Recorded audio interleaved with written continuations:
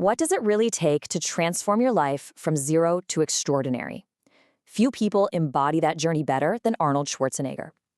Welcome to Let Me Break It Down, where we uncover the ideas, stories, and strategies behind extraordinary success.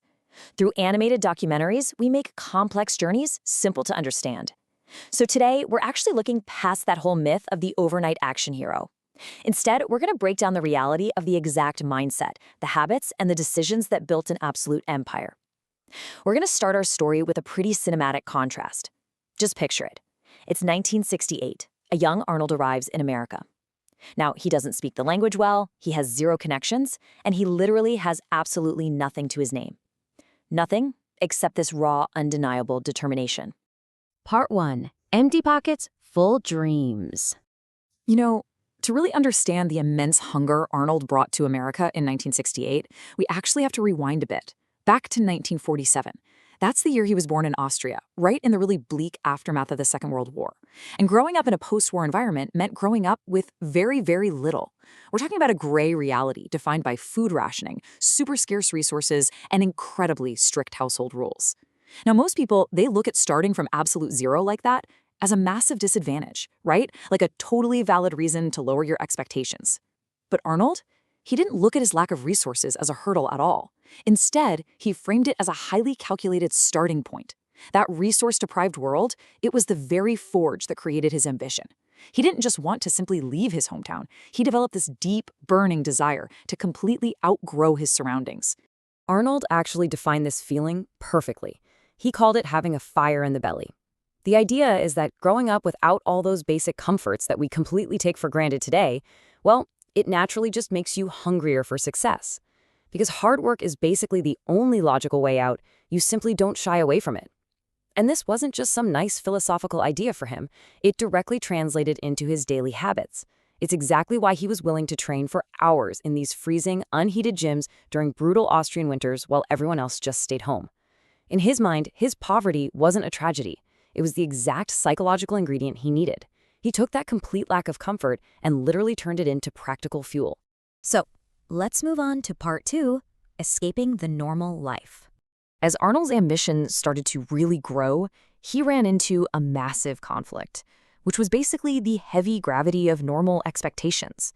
On one side, Arnold was facing a perfectly normal life.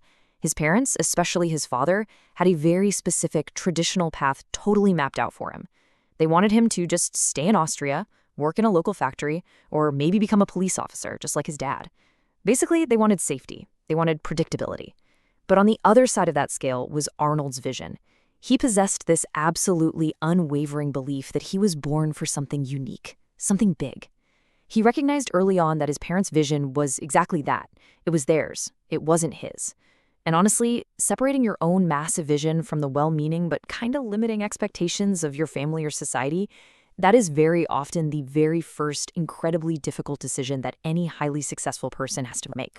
Which brings us to part 3, the power of vision. Okay, so once you reject that normal path, you absolutely need a destination. Because let's face it, vague goals produce vague results. The massive strategic advantage that separated Arnold from literally millions of other incredibly hardworking immigrants was that he had a crystal clear, highly specific destination in his mind. I mean, ask yourself right now, do you actually know where you are going? Arnold points out that the vast majority of people out there are just drifting. I mean, sure, they might be working hard, but they don't actually know where they are heading. Arnold, though, he had this unshakable certainty. He made the firm decision that he was going to become a bodybuilding champion. That was it. That was the destination. And because that destination was so securely locked in, all the anxiety of trying to figure out his life's purpose just vanished. The only remaining question left to answer was simply, okay, how do you do it?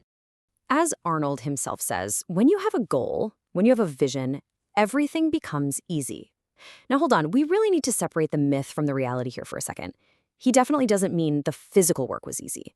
I mean, the guy was lifting bone-crushing weights, he was pushing his body to the absolute point of collapse, and he was famously doing these brutal squat routines until he literally threw up. No joke. But here's the thing. The decision to do that grueling work, that is what became easy, because he knew exactly what the pain was for. The pain simply became like data on the path to his ultimate goal. It didn't feel like this heavy burden, it just felt like a completely necessary stepping stone to get where he needed to be. Let's dive into part 4, reframing the impossible. Of course, having a massive goal means you are inevitably going to encounter massive resistance. That's a given. So Arnold had to develop this cognitive reframing technique just to process the sheer amount of doubt he faced on a daily basis. He essentially created a mental translation engine for himself.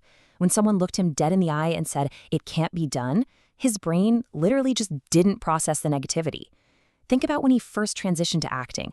Hollywood producers flat out told him that a leading man with this massive, bulky physique, a super long, unpronounceable last name, and a thick Austrian accent, that just couldn't exist. But he actively translated their pessimism into actionable optimism. Inside his own head, what he actually heard was, "It can be done." He used all of their doubt as confirmation that his goal was in fact big enough to pursue. And similarly, when doors were slammed right in his face, he never took it as a permanent stop sign. Nope. Instead, he heard yes. For example, when casting agents initially rejected him right out of the gate, or when he and his best friend Franco Columbu were bluntly told that their whole European bricklaying business just wouldn't succeed out in California, he just took all that rejection and used it as kindling. It just made him work that much harder. For him, it was like a challenge to prove that the closed door was just a temporary illusion. Basically, every single no he heard simply activated that fire in his belly even more. So to complete this whole mental translation sequence, when people told him it is impossible, he heard it is possible. And look, I want to be clear, this isn't just some cheap motivational fluff. This is a highly effective, proven psychological principle that scales right along with your ambition. I mean, we saw him apply this exact same framework decades later when he made the wild transition from acting into politics. A Hollywood action star running for governor of California that was deemed completely, utterly impossible by basically all the political experts. But by strictly controlling the meaning he assigned to all that external feedback, he protected his vision. He simply refused to let society's definition of impossible overwrite his own reality. So what does it really take to go from zero to extraordinary? Well, true transformation doesn't just happen by accident. It requires a long-term, crystal-clear vision so you know exactly where you're going. It requires a relentless hunger that's fueled by wherever your starting point happens to be. And crucially, it requires the intense mental discipline to constantly reframe the impossible, literally turning every single no you hear into the exact fuel you need to just keep pushing forward. Arnold basically built his entire empire by weaponizing his rejections. So the next time someone tries to tell you that your vision is impossible, you really have to ask yourself, are you going to just accept their reality, or are you going to use it to build your very own? Thanks for watching Let Me Break It Down. If Arnold's journey inspired you, subscribe for more animated documentaries exploring the people, ideas, and strategies that shape our world. Stay curious, and we'll break it down in the next episode.